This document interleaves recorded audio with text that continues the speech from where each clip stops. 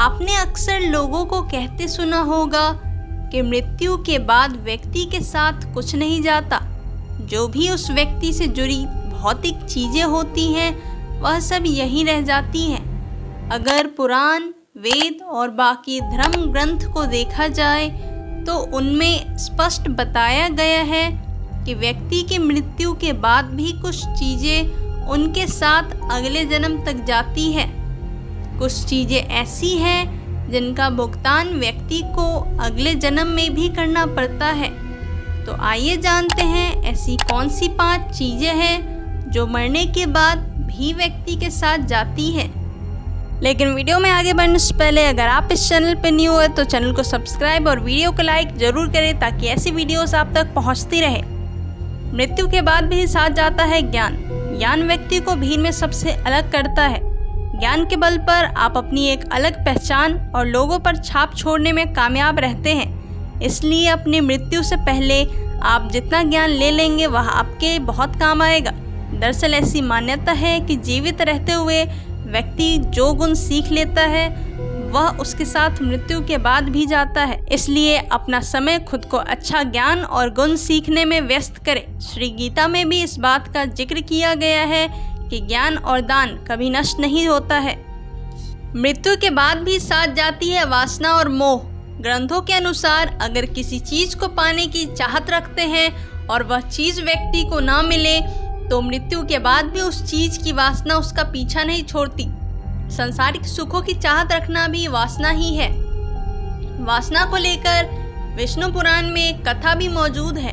राजा भरत को अपने हिरण के बच्चे से बहुत प्यार था। उसी के बारे में सोचते हुए उसने प्राण त्याग दिए। अगले जन्म में राजा को खुद हिरण रूप में जन्म लेना पड़ा। इसलिए कामना और वासना को अपने मन में हावी नहीं होने देना चाहिए। साथ ही किसी भी चीज को लेकर अधिक मोह माया नहीं होना चाहिए। मृत्यु के बाद भी साथ जाता है कर्ज। धार्मिक ग्रंथों में बताया गया है कि कर्ज कभी भी व्यक्ति का पीछा नहीं छोड़ता।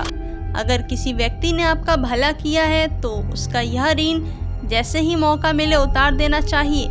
अगर आप किसी का ऋण नहीं उतारते हैं तो उसे जन्म जन्मांतर तक चुकाना पड़ सकता है। वह कर्ज उतारना पड़ता है। अगले जन्म में वह कर्ज किसी भी रूप में आपको चुकाना पड़ सकता है।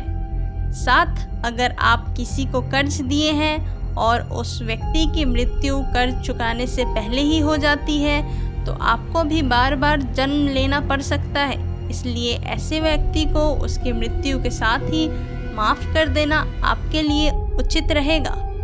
मृत्यु के बाद भी साथ जाता है कर्म। गीता में कहा गया है कि मनुष्य जीवन बिना कर्म के संभव नहीं है। हर पल मनुष्य अच्छे या बुरे कर्म करता है। मृत्यु समीप आने पर व्यक्ति के कर्मों द्वारा ही तय होता है कि उसे परलोक में सुख मिलेगा या दुख। इन्हीं के परिणाम से अगले जन्म में अच्छा बुरा फल प्राप्त होता है। कर्म 7 जन्मों तक व्यक्ति का पीछा नहीं छोड़ता है। इसका एक उदाहरण महाभारत में भी मौजूद है।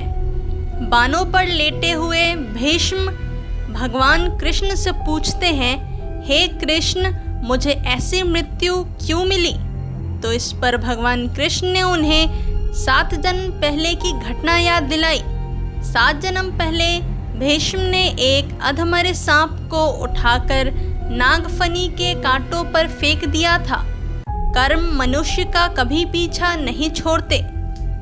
मृत्यु के बाद भी साथ जाता है पुण्य। आपने अक्सर घर के बड़ों से सुना होगा कि दान और परोपकार कभी खाली नहीं जाता है। इसका जिक्र शास्त्रों में भी किया गया है। जीवन में अगर कोई अपरिचित व्यक्ति आपकी मदद करता है, इसका अर्थ यह है कि वह पिछले जन्म में आपके द्वारा किए गए दान और परोपकार को चुका रहा है। इसलिए दान पुण्य करते रहना चाहिए।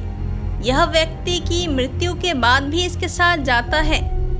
भगवान कृष्ण ने कहा है, कोई हमारा बुरा करे ये उसका कर्म है, लेकिन हम किसी का बुरा ना करें ये हमारा धर्म है। इसलिए कभी भी किसी का बुरा न करना चाहिए, न सोचना चाहिए। वीडियो अच्छी लगी हो तो लाइक करें, चैनल को सब्सक्राइब करें और कमेंट सेक्शन में राधे राधे जरूर लिखें।